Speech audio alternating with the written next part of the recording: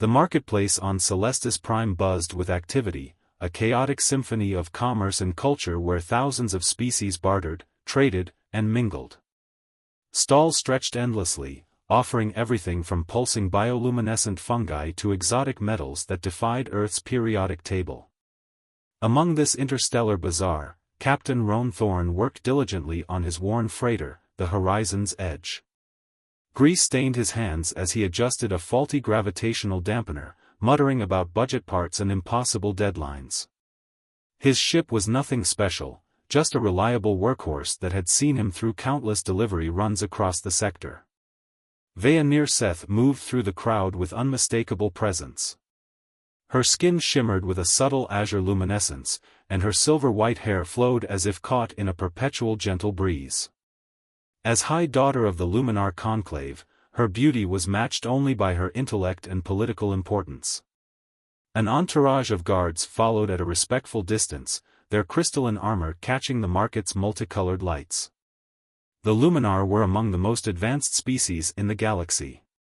Their technology, lifespan, and psychic abilities had made them natural leaders in the Galactic Assembly. They were respected, feared, and desperately courted by ambitious individuals across countless worlds. Vea paused, her attention suddenly drawn to the human working on his ship. Something about his focused determination intrigued her. Unlike the endless parade of suitors who approached her with rehearsed compliments and calculated displays of wealth, this human seemed entirely unconcerned with impressing anyone. "Captain," she called, her voice melodic yet commanding. Roan glanced up, his eyes widening slightly at the sight of the Luminar Royal. He straightened, wiping his hands on a rag. "Can I help you?" His tone was respectful but not deferential, a rarity in Vea's experience. "Perhaps," she replied, studying him with ethereal eyes that shifted between silver and blue. "What is your name?" "Roan Thorn. Captain of the Horizon's Edge." He gestured to his ship with a hint of pride despite its weathered appearance. Vea approached closer, causing her guards to tense. "Tell me, Captain Thorn, what brings you to Celestis Prime? Surely not just to repair your vessel?" "Supply run," Roan answered simply. "Medical equipment for the colonies in the Vega sector." A curious murmur spread through the gathering crowd. It was unusual to see a High Daughter conversing with a common freighter captain, especially a human one. Vea nodded, as if confirming something to herself. Then, to the shock of everyone present, she turned to her chief guard and announced, "I choose him."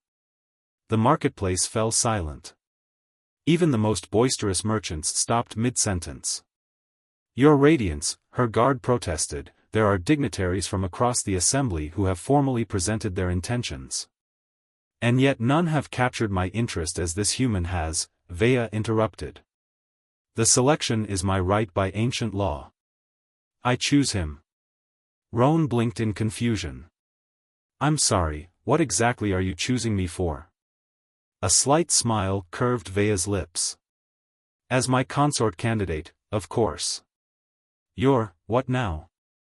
Roan looked around, certain this was some elaborate prank. "The selection ceremony is tomorrow," Vea continued, ignoring his bewilderment. "You will be there." "Wait, hold on," Roan raised his hands. "I'm just a delivery captain. I've got a schedule to keep and cargo that needs." "Your obligations will be compensated," she interrupted smoothly. "The Assembly values your unexpected participation." Before Roan could protest further, Vea turned and departed with her entourage, leaving him standing bewildered beside his ship as the crowd erupted into a storm of whispers and speculation. "What just happened?" he asked no one in particular. A small, six-limbed merchant nearby chuckled. "Congratulations, human. You've just been selected by the most desired being in the sector.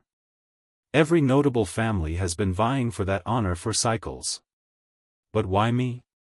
Roan asked, genuinely perplexed. The merchant's compound eyes glinted with amusement. "That, Captain, is the question everyone will be asking. "This is absurd," Roan muttered as he entered the Grand Assembly Hall. The cavernous chamber sparkled with bioluminescent crystals and floating light orbs. Delegates from dozens of species filled the tiered seating, their whispers creating a constant background hum. Guided by a stern Luminar official, Roan found himself positioned at the center of the hall.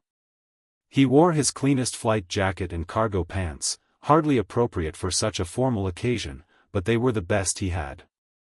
A thunderous chime silenced the crowd as Vea entered, gliding across the polished floor. Her ceremonial attire flowed like liquid starlight, and a delicate silver circlet adorned her head. "The selection has been made," announced an elderly Luminar with elaborate facial markings. "High Daughter Vea Nearseth has chosen her consort candidate." Murmurs of discontent rippled through the assembly. "The human lacks standing," called a voice from the crowd. A tall, reptilian being stepped forward, his scales shimmering with embedded jewels. "I, Dravex of House Corval, challenge the selection on grounds of inadequacy." The elder Luminar turned to Vea. "The challenge is valid under assembly law." Vea nodded serenely. "Then let the trials commence." "Trials?" Roan whispered, but no one bothered to explain. Within hours, Roan found himself in a preparation chamber with 3 other challenger candidates, Dravex, a crystalline being named Tesseract, and a humanoid woman with metallic skin called Meridia. "You don't belong here, human," Dravex hissed. The High Daughter's choice was an insult to those of us who have cultivated alliances for generations. Roan shrugged. "I didn't ask for this." "Yet here you are," Meridia observed, her voice tinged with curiosity rather than hostility. "The selection is never random. She saw something in you." Before Roan could respond, the chamber door opened. "The first trial begins," announced the official. The candidates were led to an arena-like space where 4 identical consoles awaited. "The trial of perception," declared the elder. "Each candidate must navigate a phantom ship through the Great Nebula simulation. Your score will reflect not just speed, but adaptability to changing conditions." Roan approached his console with growing confidence. Flying was something he understood. As the simulation began, holographic displays surrounded each candidate. The other 3 moved with practiced precision, their ships darting elegantly through the nebula's swirling gases. Roan took a different approach. Where others followed optimized routes, he studied the nebula's currents, anticipating shifts and riding the turbulence rather than fighting it. Halfway through, the simulation changed dramatically. The nebula suddenly became unstable, with radiation storms and gravitational anomalies appearing without warning. Dravex's ship was the first to falter, followed by Tesseract's. Meridia adapted better but still struggled with the unpredictable conditions. Roan, however, seemed to flow with the chaos, his ship dancing through impossible gaps and riding the edge of gravitational wells to gain momentum. When the simulation ended, the scoreboard showed Roan significantly ahead. "Impossible," Dravex snarled. Vea's expression remained neutral, but her eyes glinted with satisfaction. "The human shows aptitude," the elder acknowledged. "But the trials have only begun." As they exited the arena, an attendant approached Roan. "The High Daughter requests your presence." In a private chamber, Vea awaited. "You performed well," she said without preamble. "I've spent my life flying through worse," Roan replied. "What I don't understand is why you chose me in the first place." Vea studied him for a long moment. "In a galaxy of beings trying desperately to impress me, you were entirely yourself. Do you know how rare that is? So this is all because I wasn't paying attention to you?" Roan asked incredulously. "No," she replied, a hint of amusement in her voice. "It's because when you finally did look at me, you saw past everything else, the title, the power, the appearance. You saw me." The second trial took place in the Assembly's botanical gardens, a vast biodome housing thousands of species from across the galaxy. Each contestant stood before individual containment fields holding identical alien plants with vibrant purple foliage. "The trial of understanding," announced the elder. "The empathic bloom responds only to genuine connection. Your task is to encourage it to flower." Dravex approached his plant with clinical precision, analyzing its structure and attempting various chemical stimuli. Tesseract stood perfectly still, attempting psychic communion. Meridia sang softly, her metallic skin resonating at different frequencies. Roan observed his plant with curiosity rather than ambition. He noticed how it seemed to shy away from sudden movements but leaned subtly toward sources of warmth. Acting on instinct, he sat cross-legged before it and simply talked, about Earth, his travels, even his confusion at being there. "I'm as out of place here as you are," he admitted to the plant. "Neither of us asked for this spotlight." To everyone's astonishment, his plant was the first to unfurl delicate luminescent blooms. Vea watched from above, her expression unreadable. Something stirred within her, an emotion long buried beneath royal decorum and political necessity. Later, as Roan returned to his temporary quarters, he found Meridia waiting. "You're not what we expected," she said, her silver eyes assessing him. "That makes two of us," Roan replied. "The final trial tomorrow will test more than skill or empathy," she warned. "The trial of sacrifice reveals true intentions. Many believe you're here for political advantage or wealth." Roan laughed. "I'm missing a lucrative delivery run to be here. Trust me, this isn't advancing my career." "Then why stay?" Meridia asked. "You could have refused." Roan's expression grew thoughtful. "I keep asking myself that. Something about her seems trapped. Like she's playing a role she never chose." Meridia nodded slowly. "Perhaps you understand more than we gave you credit for." That night, as Roan struggled with sleep, his door slid open. Vea entered, without guards or ceremonial attire. "This is inappropriate," Roan said, sitting up. "Pretty sure consorting with candidates breaks some ancient law." "I make the laws," Vea replied, though without conviction. She sat beside him, suddenly looking younger and less certain. "Why did you speak to the empathic bloom about your home?" "It seemed lonely," Roan said simply. "Surrounded by others but unable to truly connect." Vea's luminescence dimmed slightly. "You speak as though you understand such isolation." "Space is vast," Roan said. "You can be surrounded by stars and still feel completely alone." For the first time, Vea smiled genuinely. "Tomorrow's trial will be dangerous. The others will stop at nothing to eliminate you." "Why tell me this?" "Because unlike them," she whispered, "you never once asked what you would gain by winning." The final trial took place in the Assembly's ancient amphitheater. A ceremonial altar stood at its center, surrounded by holographic displays visible to all spectators. "The trial of sacrifice demands truth," the elder announced. "Each candidate will see what they most desire, and what they must surrender to attain it." Dravex went first. The displays showed his vision, himself ruling alongside Vea, his species elevated above all others. His sacrifice, abandoning his family's ancestral holdings. "I accept," he declared without hesitation. Tesseract and Meridia faced similar choices, power and prestige balanced against personal sacrifices. When Roan's turn came, the vision surprised him. He saw not power or wealth, but freedom, his ship soaring through uncharted space, no obligations tying him down. The sacrifice, never returning to Earth again. Roan stared at the vision, then at Vea, whose expression remained neutral. "No," he said finally. Gasps echoed through the amphitheater. "You reject the vision?" the elder asked, shocked. "I reject the premise," Roan clarified. "True connections don't require sacrificing who you are." The elder turned to Vea. "This is unprecedented." Vea stood. "Then we shall make new precedent." I confirm my selection. Chaos erupted as delegates argued the validity of her decision. Amid the confusion, Vea approached Roan. You would refuse unlimited freedom, she asked quietly.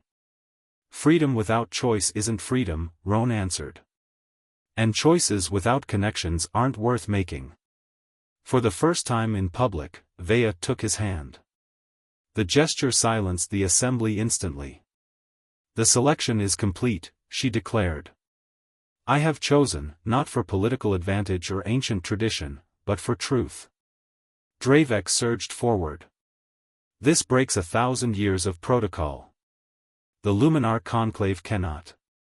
Cannot what? Vea challenged, her luminescence intensifying.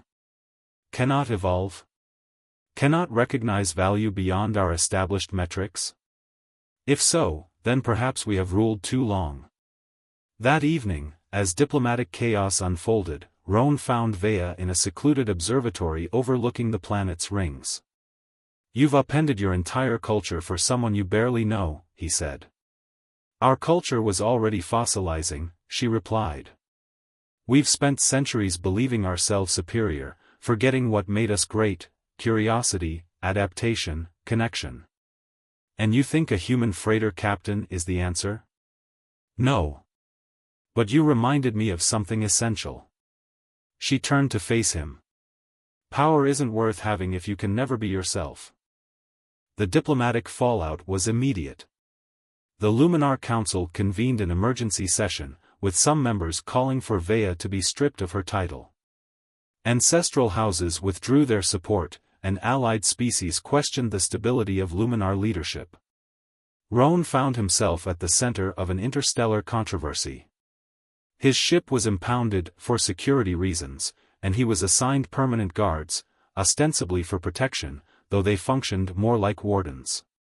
I could go, he offered one night as they stood on Vea's private balcony overlooking the capital city. Return to my route, let things cool down. Is that what you want? Vea asked, her luminescence dimming slightly. No, Roan admitted. But I won't be the reason your people turn against you. Vea's expression hardened. My people have forgotten what makes us worthy of our position. We've become curators rather than creators, maintaining traditions without understanding their purpose. A chime interrupted them. Meridia appeared on the balcony, no longer a competitor but now Vea's chief advisor, another unconventional choice that had raised eyebrows. The council has reached a decision, she reported. They're offering a compromise. The selection will be honored, but Roan must undergo genetic modification to appear Luminar. Absolutely not, Vea and Roan said simultaneously. Meridia smiled slightly. I thought you'd say that. There's another option. The ancient laws allow for a proving journey, a mission of sufficient importance to demonstrate worthiness. What mission? Roan asked. The outer colonies are reporting failures in their atmospheric regulators. Someone needs to deliver replacement parts and oversee installation. A glorified repair job? Vea frowned. That's beneath. Actually, Roan interrupted, it sounds perfect. I'm a delivery captain, remember? 2 days later, the Horizon's edge was loaded with critical supplies. But when Roan prepared for departure, he found Vea boarding his ship. What are you doing? He asked, surprised. Accompanying you, she replied as if it were obvious. The proving journey is for both of us. You can't just abandon your responsibilities. My responsibility is to lead, she countered. Not from isolation, but through example. As the ship broke atmosphere, rumors spread that the High Daughter had fled with her human consort. But across struggling colonies, a different story emerged, of a princess working alongside settlers, learning their challenges firsthand, and a human captain whose practical solutions bridged technological gaps. 6 months later, when they returned to Celestis Prime, they brought representatives from every colony, voices that had never been heard in the assembly. The selection was never about finding me a consort, Vea addressed the full council. It was about finding someone who could help us remember who we are meant to be. She took Roan's hand. Everyone desired me for what I represented. He wanted me for who I am. That distinction has changed everything. The council reluctantly acknowledged their success. While tradition demanded they remain skeptical, results spoke louder than protocol. Later, as their ship prepared for another journey, Roan asked, "Where to now?" Vea smiled, her luminescence brightening. "Everywhere. Anywhere. The journey itself is what matters." As the horizon's edge lifted off, carrying not just supplies but hope for genuine connection between worlds, they charted a course for the stars, not as princess and captain, but as partners in a new beginning.